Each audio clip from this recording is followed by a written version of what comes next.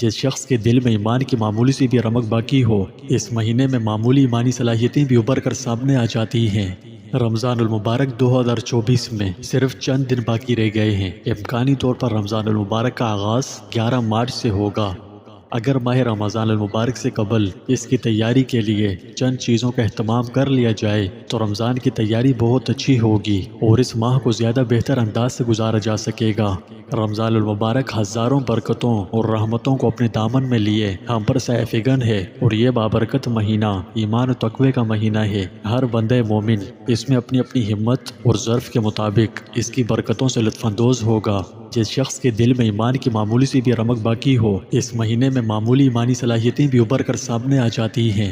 اس مبارک مہینے کو اللہ تعالیٰ نے اپنا مہینہ فرمایا ہے، گویا کہ اس ماہ مبارک میں اللہ تعالیٰ انسان کو اپنا بندہ بنانا چاہتے ہیں، اور انسان کو اس طرف متوجہ کیا جاتا ہے کہ وہ اپنے خالق و مالک سے اپنا ٹوٹا ہوا رشتہ دوبارہ جوڑ لیں۔ اس مہینے میں رحمت خداوندی کا دریا موجزن ہوتا ہے، اور ہر طالب رحمت کے لیے آغوش رحمت واہ ہو جاتی ہے۔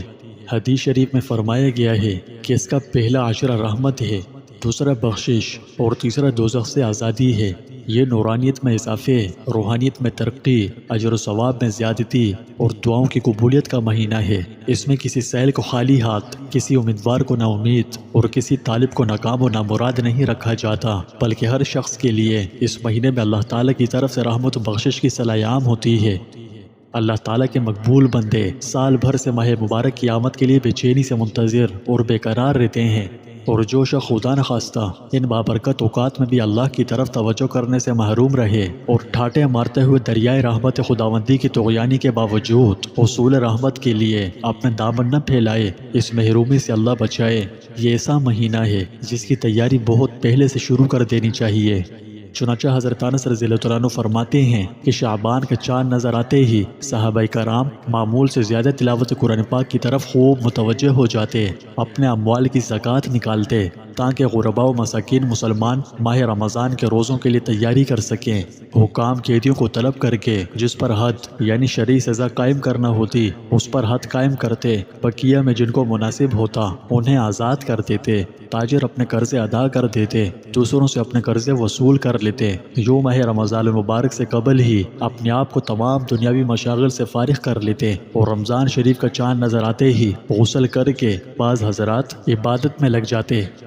یقیناً رمضان المبارک کی تیاری کے حوالے سے صحابہ کرام رضوان اللہ علیہم اجمعین کا انداز ہم سب کے لیے لائق تقلید ہے۔ ہمیں بھی ان کی پیروی کرتے ہوئے رمضان المبارک کی تیاری اسی طریقے سے کرنی چاہیے، اور قرآن پاک کی تلاوت شروع کر دینا، اپنے اموال کی زکوٰۃ نکالنا، قرضے ادا کر دینا، دوسروں سے اپنے قرضے وصول کر لینا، اور رمضان المبارک سے پہلے ہی خود کو فارغ کر کے پورے ماہ کی عبادت کے لیے خود کو تیار کر لینا چاہیے۔ مگر بدقسمتی سے آج لوگ دین کے بجائے دنیا کو زیادہ اہمیت دینے لگے ہیں، اور اکثریت دنیاوی کاموں میں ہی مشغول دکھائی دیتی ہے، جبکہ دینی کام اولاً تو ایک تعداد ہے جو کرتی ہی نہیں ہے، اور جو کرتے ہیں ان کی ایک بھاری تعداد کا انداز جیسے تیسے کر کے اپنے گمان میں سر سے اتارنے والا ہوتا ہے۔ نماز، زکوٰۃ وغیرہ و دیگر عبادات کی طرح روزوں کے حوالے سے بھی یہی حال ہے۔ روزوں کے متعلق ضروری دینی علم حاصل کر لیجئے۔ روزہ کس پر فرض ہے؟ سحر و افطار کے درست اوقات کیا ہیں؟ روزے کی نیت کے متعلق مسائل کیا ہیں؟ کن چیزوں سے روزہ ٹوٹتا، کن کاموں سے مکروہ ہوتا اور کن مجبوریوں کی وجہ سے روزہ چھوڑا جا سکتا ہے، وغیرہ وغیرہ۔ ایک بھاری تعداد کو ان مسائل کے متعلق نہ تو معلومات ہوتی ہیں اور نہ ہی کسی سے ان مسائل کا علم حاصل کرنے کی کوشش کرتے ہیں۔ لہٰذا ابھی سے اپنے روزوں کی فکر کیجئے، اور مذکورہ مسائل کے متعلق معلومات حاصل کرنے کے لیے رمضان شروع ہونے سے پہلے علماء کرام سے پوچھ اور سمجھ لیجئے۔ گزشتہ رمضان المبارک کے روزوں میں کسی روزے کی قضا اگر آپ پر لازم ہے تو رمضان المبارک آنے سے پہلے ہی اس روزے کو رکھ لیجئے۔ اچھی اور نیک صحبتوں کی کمی کی وجہ سے آج کل گناہوں کا بازار گرم ہے۔ گناہوں کی نحوست قبر و آخرت میں تو ویسے ہی آدمی کو کہیں کا نہیں چھوڑے گی، مگر رمضان المبارک میں گناہ کرنے پر مزید سخت پکڑ ہے۔ چنانچہ رمضان المبارک میں گناہ کی نحوست پر نبی پاک صلی اللہ علیہ وسلم نے بہت سخت وعید سنائی ہے کہ میری امت ذلیل و رسوا نہ ہوگی جب تک کہ وہ ماہ رمضان کا حق ادا کرتی رہے گی۔ عرض کی گئی، یا رسول اللہ، رمضان کے حق کو ضائع کرنے میں ان کا ذلیل و رسوا ہونا کیا ہے؟ فرمایا کہ اس ماہ مقدس میں ان کا حرام کاموں کا کرنا، بس تم ماہ رمضان کے معاملے میں ڈرو، کیونکہ جس طرح اس ماہ میں اور مہینوں کے مقابلے میں نیکیاں بڑھا دی جاتی ہیں، اسی طرح گناہوں کا بھی معاملہ ہے، یعنی گناہوں کی سزا بھی بہت بہت سخت ہو جاتی ہے۔ گناہ چاہے ظاہری ہوں یا باطنی، سب کا ارتکاب ناجائز و حرام اور جہنم میں لے جانے والا کام ہے۔ لہٰذا خود کو ذلیل و رسوا ہونے سے بچانے کے لیے رمضان المبارک آنے سے پہلے ہی تمام گناہوں کے بارے میں علم حاصل کرنا اور ان سے خود کو بچانے کی کوشش کرتے رہنا لازمی ہے۔ خدا نخواستہ اگر ہم نے ان کے بارے میں علم حاصل نہ کیا یا حاصل تو کیا لیکن گناہوں سے خود کو نہ بچایا تو کہیں ایسا نہ ہو کہ ہم رمضان المبارک میں کسی ناجائز و حرام کام میں مبتلا ہو جائیں اور ذلت و رسوائی ہمارا مقدر بن جائے۔ ظاہری اور باطنی کبیرہ گناہوں کے متعلق معلومات حاصل کرنے کے لیے علماء کرام سے رہنمائی ضرور لیں۔ آنے والے لمحات معاملات کی پہلے سے ہی تیاری کر لینے والوں کو دنیا عقلمند شمار کرتی ہے۔ رمضان المبارک بھی اللہ عز و جل کی طرف سے رحمتوں، مغفرتوں اور جہنم سے آزادی کے پروانوں کو لیے ہوئے ہمارے درمیان تشریف لانے والا ہے۔ لہٰذا مومنین کو چاہیے کہ عقلمندی کا ثبوت دیتے ہوئے رمضان المبارک کی تشریف آوری سے پہلے ہی اس کی تیاری پر توجہ دیجیے اور رمضان المبارک کے قدردانوں میں اپنا نام لکھوائیے۔ حضور اقدس صلی اللہ علیہ وسلم نے ارشاد فرمایا کہ رمضان المبارک میں جنت کے دروازے کھول دیے جاتے ہیں اور سرکش شیاطین قید کر دیے جاتے ہیں۔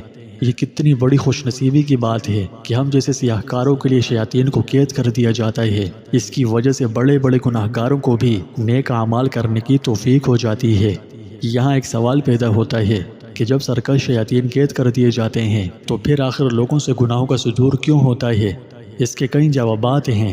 ایک جواب یہ ہے کہ شیطان 11 مہینے تک انسان کو بہکانے میں لگا رہتا ہے اور وہ بدنصیب انسان بھی شیطان کے چکر میں آ کر گناہ کرتا رہتا ہے۔ اس طرح انسان کا ذہن گناہوں کا عادی ہو جاتا ہے، اس لیے ماہ رمضان المبارک میں وہ گناہوں سے باز نہیں رہ پاتا۔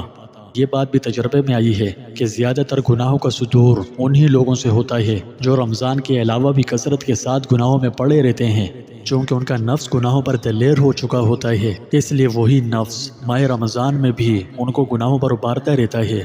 حدیث پاک میں آتا ہے کہ جب کوئی انسان گناہ کرتا ہے تو اس کے دل پر ایک سیاہ نقطہ لگ جاتا ہے، جب دوسری بار گناہ کرتا ہے تو دوسرا سیاہ نقطہ لگ جاتا ہے، یہاں تک کہ اس کا دل بالکل سیاہ ہو جاتا ہے اور کوئی بھلائی اور نیکی کی بات اس کے دل پر اثر انداز نہیں ہوتی۔ اب ظاہر ہے کہ جس کا دل زنگ آلود اور سیاہ ہو چکا ہو اس پر بھلائی اور خیر کی بات یا نصیحت کہاں اثر انداز ہو سکتی ہے؟ یعنی رمضان ہو یا غیر رمضان، ایسے انسانوں کا گناہوں سے باز اس بیزار رہنا نہایت ہی دشوار ہو جاتا ہے۔ ان کا دل نیکی کی طرف مائل ہی نہیں ہوتا۔ اگر وہ نیکی کی طرف آ بھی جائیں تو بعض اوقات اس کا دل اسی سیاہی کے سبب نیکی میں لگتا نہیں اور وہ نیکیوں کے ماحول سے بھاگنے کی فکر میں لگا رہتا ہے۔ اس کا نفس اسے لمبی لمبی امیدیں دلاتا ہے، غفلت گھیر لیتی ہے اور وہ بدنصیب نیکیوں اور اچھے ماحول سے دور جا گرتا ہے۔ رمضان کی مبارک ساتیں بلکہ پوری پوری راتیں وہ شخص لہو و لعب، فضولیات، کھیل کود، گانے بجانے، تاج شطرنج، کرکٹ کی لعنت اور طرح طرح کی خرافات میں برباد کر دیتا ہے۔ ویسے عام مشاہدہ تو یہی کہتا ہے کہ رمضان المبارک میں ہماری مسجدیں غیر رمضان کے مقابلے میں زیادہ آباد ہو جاتی ہیں، ماشاءاللہ سے نمازیوں کی کثرت ہو جاتی ہے اور وہ لوگ بھی مسجدوں کو آ جاتے ہیں جو غیر رمضان میں مسجد کے قریب نہیں آتے تھے، گویا نیکیاں کرنے میں آسانیاں ہو جاتی ہیں۔ اور البتہ اتنا تو ضرور ہے کہ ماہ رمضان میں گناہوں کا سلسلہ کچھ نہ کچھ کم ضرور ہو ہی جاتا ہے۔ بات بہت طویل ہو رہی ہے تو آج میں اپنی بات ختم کرتے ہوئے آپ سے بس اتنا کہنا چاہتا ہوں، رمضان کی آمد سے پہلے آپ خود کو رمضان کی برکات حاصل کرنے کے لیے تیار کریں۔ رمضان المبارک جیسے عظیم بابرکت و مقدس مہینے کے سائے فگن ہونے سے قبل ہر مسلمان کو چاہیے کہ وہ اپنے تمام چھوٹے بڑے گناہوں کی اللہ تعالیٰ سے سچی اور پکی توبہ طلب کرے، اور یہ مقدس مہینہ جو سراپا نیکیوں، قرآن کریم اور مغفرت و بخشش کا مہینہ ہے، جس میں سرکش شیاطین جگڑ دیے جاتے ہیں، جنت کے دروازے کھول دیے جاتے ہیں اور جہنم کے دروازے بند کر دیے جاتے ہیں، تو اس میں وہ پورے مہینے کے ایک ایک منٹ و سیکنڈ کو قیمتی بنانے کی پلاننگ اور منصوبہ بندی کرے اور زیادہ سے زیادہ نیک اعمال کر کے اس ماہ مبارک کے بے انتہا فیوز و برکات سے فائدہ اٹھانے کی بے انتہا کوشش کرے۔